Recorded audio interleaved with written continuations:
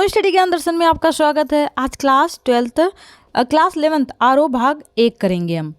NCERT नमक का दरोगा, जिसे प्रेमचंद ने लिखा है। इनके बारे में पहले मैं इनका जीवन परिचय बता देती हूँ, फिर विस्तार पूर्वक समरी बताऊंगी और कुछ एमसीक्यू क्वेश्चन भी करवाऊंगी इसी के साथ साथ, जो कि केवीएस पीजीटी के लिए बहुत ही महत्वपूर्ण है। प्रेमचंद नमक का दरोगा, मूल नाम इनका धनपत राय था। जन्म इनका 1880 लमही गांव उत्तर प्रदेश में हुआ था। प्रमुख रचनाएं सेवा सदन, प्रेमाश्रम, रंगभूमि, निर्मला, कायाकल्प, गवन, कर्मभूमि, गोदान और अन्य। मृत्यु इनकी है 1986 ईस्वी में हुई थी। प्रेमचंद हिंदी साहित्य की नामचीन हस्ती हैं। इनका बचपन अभाव में बीता। स्कूली शिक्षा पूरी करने के बाद किसी तरह से बीए किया। एमए करना चाहते थे, परंतु जीवन यापन के लिए नौकरी करनी पड़ी। असहयोग आंदोलन में सक्रिय होने के कारण सरकारी नौकरी छोड़नी पड़ी। जीवन का राजनीतिक संघर्ष उनकी रचनाओं में सामाजिक संघर्ष झलकता है, जिसमें जीवन का यथार्थ और आदर्श दोनों है। इनका मूल नाम धनपत राय है। इन्हें उपन्यास का सम्राट कहा जाता है। उपन्यास का सम्राट कहने वाले शरद चंद्र चट्टोपाध्याय जी हैं। प्रेमचंद किसने कहा, प्रेमचंद नाम किसने दिया है, तो दया नारायण निगम ने दिया है। प्रेमचंद नाम दया नारायण निगम ने दिया है। इनके पिता का नाम अजायब राय है। कुछ अन्य जानकारियाँ, पत्नी का नाम शिवरानी देवी है, पुत्र का नाम अमृत राय है और उर्दू का नाम इनका प्रेमचंद का नवाब राय था। कलम का सिपाही बहुत ही प्रसिद्ध रचना जो है अमृत राय ने लिखा है। कलम का मजदूर मदन गोपाल ने लिखा है। प्रेमचंद घर में उनकी पत्नी शिवरानी देवी ने लिखा है। प्रेमचंद के फटे जूते जो है हरिशंकर परसाई ने लिखा है। व्यंग्यात्मक है निबंध। प्रेमचंद की नीली आंखें धर्मवीर भारती ने लिखा है। हिंदी का पहला उपन्यास इनका कायाकल्प को माना जाता है। उर्दू का पहला उपन्यास इनका जो था वो है असरारे मवाविद। प्रेमचंद हिंदी का उपन्यास कायाकल्प को माना जाता है। प्रेमा जो है, इसमें प्रेमा है, सेवा सदन है, वरदान है, प्रेमाश्रम, रंगभूमि, निर्मला, गवन, कर्मभूमि, गोदान, मंगलसूत्र जो अधूरा था उसे पूरा उनके बेटे अमृत राय ने किया था। इनकी बहुत फेमस एक पंक्ति है, जब अपनी ही जमीन दूसरों के पांव तले दबी हो तो उन पांवों को सहलाने में ही भलमानस है। ये गोदान की पंक्ति है। और उपन्यास का जो मूल भाव होता है इनकी आदर्शमुखी यथार्थवाद होता है। इसके बाद अब हम आगे विस्तार से करेंगे, सारांश करेंगे इसका, जो कि नमक का दरोगा का सारांश है। नमक का दरोगा का सारांश है, विस्तार से बताऊंगी। मुंशी प्रेमचंद द्वारा लिखित यह कहानी कर्मों का फल में विश्वास दिलाती हुई कहानी है। कहानी में मानव मूल्यों का आदर्श रूप दिखाया गया है। उसे सम्मानित भी किया गया है। अत्यनिष्ठा, धर्मनिष्ठा, कर्तव्यपरायण को विश्व के दुर्लभ गुणों में बताया जाता है। कहानी धन के ऊपर धर्म की जीत की है। कहानी आज़ादी से पहले की नमक का नया विभाग बना। विभाग में ऊपरी कमाई बहुत ज़्यादा थी। सभी व्यक्ति इस विभाग में काम करने को उत्सुक थे। उस दौर में लोग प्रेम की कथाएं पढ़कर उच्च पदों पर पहुंच जाते थे। प्रेम की कथाएं उच्च पदों पर, पहले ईमानदारी भी थी। इसके बाद है इसमें मुंशी बंशीधर भी बहुत महत्वपूर्ण विषय जैसे इतिहास को छोड़ प्रेम गाथाओं ज़्यादा अध्ययन करें, रोजगार की खोज में निकल पड़े। इसमें मूल पात्र जो है मुंशी बंशीधर थे। उन्होंने अपनी पढ़ाई पूरी करने के बाद वह रोजगार के लिए निकल पड़ते हैं। उनके पिता अनुभवी पुरुष थे। उन्होंने समझाया कि घर की दुर्दशा बेटा खराब है, नौकरी करना चाहिए। वे बताते हैं कि प्रतिष्ठा के आधार पर पदों का चुनाव न करें, बल्कि उस पद को चुनें जिसमें ऊपरी कमाई हो। बंशीधर के पिताजी अपने बेटे को समझाते हैं। मासिक वेतन के बारे में कहते हैं, महीने की शुरुआत में ही खत्म हो जाते हैं। ये तो महीने की शुरुआत में ही मासिक वेतन जो है वो खत्म हो जाते हैं। ऊपरी आय को वह ऐसा स्रोत बताते हैं हर वक्त आती है। वह कहते हैं मासिक आय तो 15 दिन होते ही ख़त्म हो जाती है, लेकिन जो ऊपरी आय होती है वही टिकी रहती है। महीने की कमाई को वह मनुष्य की देन, तो वही ऊपरी कमाई को ईश्वर की देन मानते हैं। कहते हैं जब हम मेहनत करते हैं तो हमें महीने में तनख्वाह मिलती है, लेकिन जो ऊपरी कमाई हमारी होती है वह तो हमें ईश्वर देता है। ऐसा करके अपने बेटे को समझाते हैं। कहने का तात्पर्य यह है कि तुम भी ऊपरी कमाई करो तभी घर चलेगा।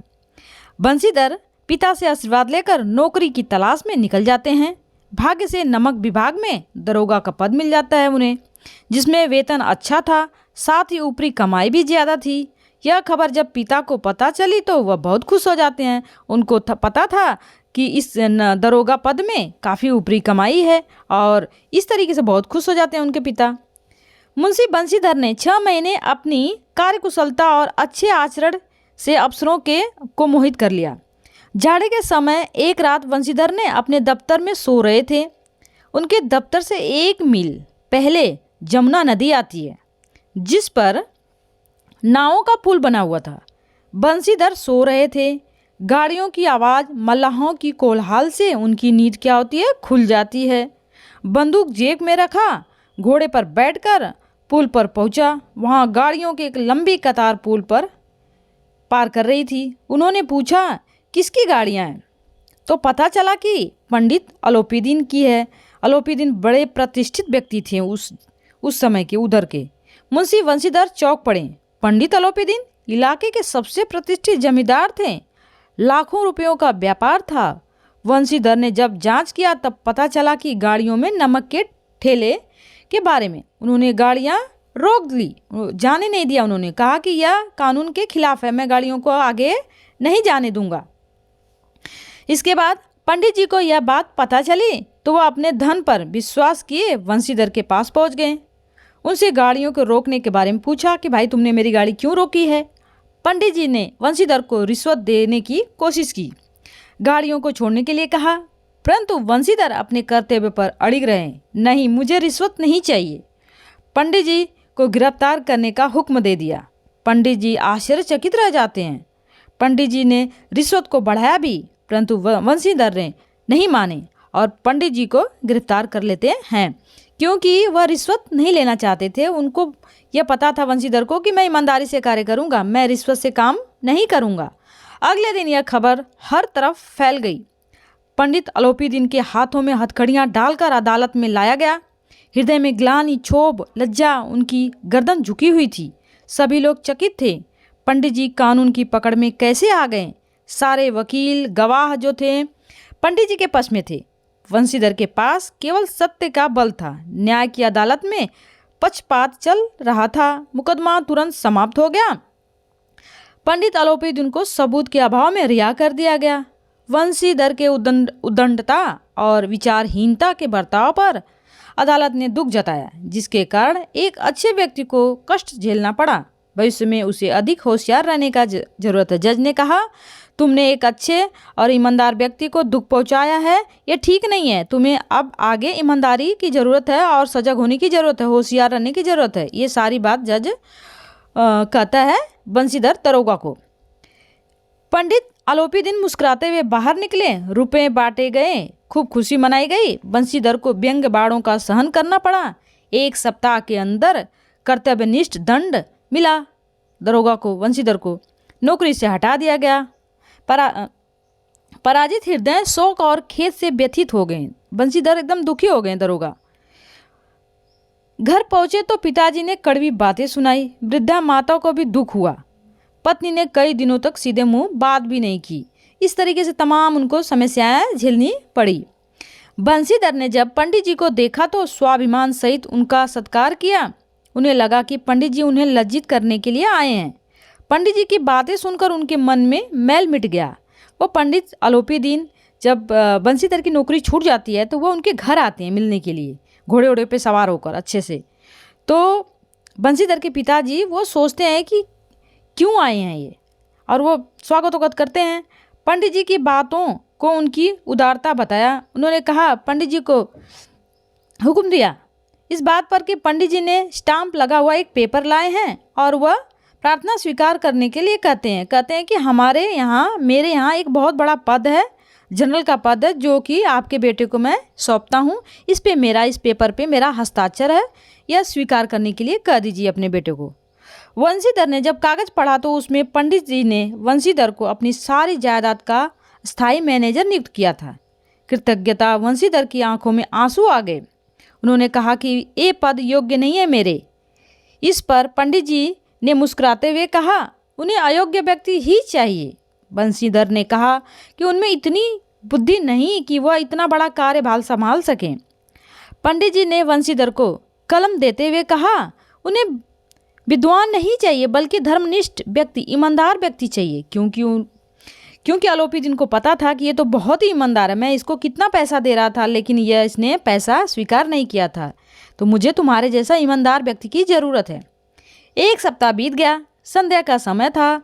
बंशीधर के पिता राम नाम की माला जप रहे थे। तभी वहाँ पे सजा हुआ एक रथ आता है और वो सारी बातें वह बताते हैं कि मैं तुम्हें अपने घर का एक मैनेजर नियुक्त करता हूँ, तुम इसे स्वीकार करो। बंशीधर ने जब पंडित जी को देखा तो स्वाभिमान सहित काफ़ी सत्कार करते हैं, इज्जत करते हैं और इसके बाद वह शर्मिंदा भी हो जाते हैं कि मेरी वजह से ये सारे जो कष्ट हो रहे हैं आपको, और वह कहते हैं कि नहीं, मुझे तुम्हारे जैसे ईमानदार की ज़रूरत है। बंशीधर कहते हैं कि नहीं, मैं आपके योग्य नहीं हूँ। तब इसके बाद वह एक पेपर थमाते हैं, उस पर सिग्नेचर रहता है, हस्ताक्षर, और कहते हैं कि तुम मेरे पूरी प्रॉपर्टी के मैनेजर बनो। और इसके बाद वह कागज़ थमा के चले जाते हैं और बंशीधर को मैनेजर बना दिया जाता है। क्यों ऐसा होता है? क्योंकि ईमानदारी का वो फल उन्हें मिलता है। इसके बाद इसमें मुख्य पात्र हैं। मुख्य पात्र बंशीधर नमक का दरोगा जो दरोगा बने हैं, अलोपीदीन जो प्रतिष्ठित जमींदार थे, बबलू सिंह जमादार था ये, और दातागंज कानपुर, ये स्थान का नाम था दातागंज कानपुर। और वहीं पे जो नमक की बोरियां जा रही थी वहाँ एक नदी था, नदी जमुना नदी थी। अब हम कुछ एमसीक्यू क्वेश्चन कर लेंगे। पहले कुछ मुख्य पंक्तियाँ, इसके बाद एमसीक्यू क्वेश्चन करते हैं। मुख्य पंक्तियाँ, नौकरी में ओहदे की ओर ध्यान मत देना, यह तो पीर का मजार है, निगाह चढ़ाओ और चादर पर रखनी चाहिए। ऐसा काम ढूंढना जहाँ कुछ ऊपरी आय हो, मासिक वेतन तो पूर्णमासी का चांद है, आज आया और 15 दिन के बाद समाप्त हो जाता है, लेकिन ऊपरी कमाई नहीं समाप्त होती है, वो तो ईश्वर की देन है। एक दिन दिखाई देता है और घटते घटते लुप्त हो जाता है। ये बहुत प्रसिद्ध पंक्ति हैं कि मासिक वेतन जो है पूर्णमासी का चांद होता है। ऐसा पूछ सकता है कि यह प्रेमचंद के किस कहानी में ये दिया गया पंक्ति। अब हम एमसीक्यू क्वेश्चन करेंगे, इम्पोर्टेंट। इसमें है, बंशीधर कैसे पुत्र थे? बंशीधर आज्ञाकारी, नालायक, चालाक, दुष्ट। वो आज्ञाकारी पुत्र थे, वो आज्ञाओं का पालन करते थे। किस पद के लिए लोगों का मन ललचाता था? प्रोफेसर, डॉक्टर, दरोगा। दरोगा के पद के लिए लोग काफ़ी उत्सुक रहते थे, क्योंकि वह सभी को पता है कि दरोगा पद में ऊपरी कमाई काफ़ी अच्छी होती है। नमक के दफ्तर से 1 मील पूर्व की ओर कौन सी नदी थी? यह कौन सी? जमुना नदी थी। लोग चोरी छिपे किसका व्यापार करते थे? लोग चोरी छिपे जो है वो नमक का व्यापार करते थे। अगला प्रश्न है, मासिक वेतन किसका चांद होता है? अमावस्या का, 4 दिन का, 2 दिन का, पूर्णिमा का? तो ये पूर्णिमा का चांद होता है, जो 15 दिन में ही वो समाप्त हो जाता है। अगला है प्रश्न इसमें, पंडित अलोपीदीन कहाँ के जमींदार थे? वह कहाँ के थे? दातागंज के थे। दातागंज के जमींदार वह बहुत ही प्रतिष्ठित व्यक्ति थे। पंडित अलोपीदीन को किन पर अखंड विश्वास था? स्वयं पर, लक्ष्मी पर, न्याय पर, दुनिया, यहाँ पे लक्ष्मी पर। धर्म ने किसे पैरों तले कुचल डाला? सच को, झूठ को, धन को, प्रेम को? तो धर्म ने धन को कुचल डाला। अगला प्रश्न है इसमें, जहाँ पक्षपात हो वहाँ किसकी कल्पना नहीं की जा सकती? न्याय की। जहाँ पक्षपात हो वहाँ न्याय तो हो ही नहीं सकता है, क्योंकि एक तरफा लोग चलते हैं और वहाँ न्याय के लिए कोई गुंजाइश नहीं होती है। अगला प्रश्न है, अदालत से बाहर निकलने पर वंशीधर के साथ क्या हुआ? गलियों की बौछार होने लगी, गोलियों की बौछार होने लगी, पत्थरों की बौछार, व्यंग बाड़ों की बौछार होने लगी। क्योंकि व्यंग बाड़ों की बौछार होने लगी? क्योंकि सभी व्यंग बोलने लगे, क्योंकि उन्होंने सजा दिलवाने की अलोपीदीन को कोशिश की थी। अगला है, अदालत में किसे दोषी ठहराया गया? पंडित को, अलोपीदीन को, वृद्ध मुंशी को, जमादार को, वंशीधर को? तो वंशीधर जो दरोगा था, दरोगा को उल्टा ही फंसाने की कोशिश की गई थी। जो असली मुलजिम था वो बच गया और दरोगा फंस गया। नमक विभाग में दरोगा के पद के लिए कौन ललचाते थे? डॉक्टर, शिक्षक, इंजीनियर, वकील। तो इसमें वकील, क्योंकि उन्हें पता था कि ये इसमें काफ़ी अच्छी कमाई होती है और इससे अच्छा हमारा घर परिवार चल सकता है, इसीलिए सबको इच्छा करती थी। वृद्ध मुंशी जी के द्वार पर क्या आकर रुका? सजा हुआ रथ, सजी हुई गाड़ी, सजी हुई डोली। और इसमें सजा हुआ रथ आता है जिसमें आलोपीदीन सवार थे। वंशीधर ने आलोपीदीन को आते देख क्या किया? क्रोधित हो उठे, सत्कार किए, अनादर किए, हंसने लगे। तो उन्होंने बहुत ज़्यादा सत्कार किए। वंशीधर ने आलोपीदीन को आते देखा तो सत्कार करते हैं, उनका इज्जत करते हैं। अगला इसमें है, पंडित आलोपीदीन वंशीधर के लिए किस पद का प्रस्ताव लेकर आए थे? इंजीनियर, जमींदार, मैनेजर, चपरासी। तो वो किसका लेकर आते हैं? मैनेजर का। वह आते हैं और कहते हैं वंशीधर को कि तुम मेरे लिए मैनेजर के पोस्ट पर हमारी पूरी प्रॉपर्टी के तुम मालिक बन जाओ और तुम्हारे जैसे ईमानदार की हमें ज़रूरत है हमें। और वो कहते भी हैं कि नहीं, मैं आपके योग्य नहीं हूँ, मेरे पास उतना ज्ञान नहीं है। लेकिन वह कहते हैं आलोपीदीन कि नहीं, मुझे तुम्हारे जैसे ईमानदार की ही ज़रूरत है। और वंशीधर को दरोगा का तो नौकरी चली जाती है और इसके बाद वह आलोपीदीन के पूरी प्रॉपर्टी के मैनेजर बना दिए जाते हैं। और यहीं पे ये कहानी समाप्त हो जाती है। अगर आपको वीडियो पसंद आए तो लाइक, शेयर, सब्सक्राइब कीजिए। Thank you for the watching.